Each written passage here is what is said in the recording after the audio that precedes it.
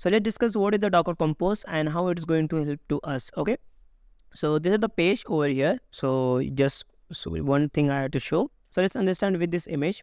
So as you can see that we have this application over here, and it's have the front end service and the back end service, and the same thing we have. So we have the front end and we have the back end as a MongoDB. Okay, so for that, in the Docker Compose, what will happen? So once you make the file and if you run the Docker Compose file, so it's going to run the two Docker container, and the both Docker container is connected with to each other. Okay, so front end is connected to the back end, and in the Docker Compose, the container is known as a services. And so later on in the further videos, we are going to write the Docker Compose file, so you will understand more things about there.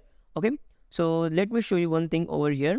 So this is the example of Docker Compose file, and this Docker Compose file is written in the YAML. So if you don't have any idea about the YAML, you can just go ahead and YouTube it, and you can understand all the things about the YAML. And so it's very easy to understand all the things. And if you don't follow the YouTube videos, so you can just follow this tutorial and you can able to understand all the things. So this is the Docker file, Docker Compose file.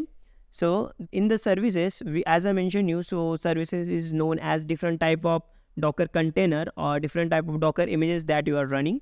So we have this front end, so we have this back end, and we have the volumes and configs, and there are so much things over it here, like the configs, the volumes, and all the things. But we are not going to focus this too much on this part, like the networks. So what is the configs mean?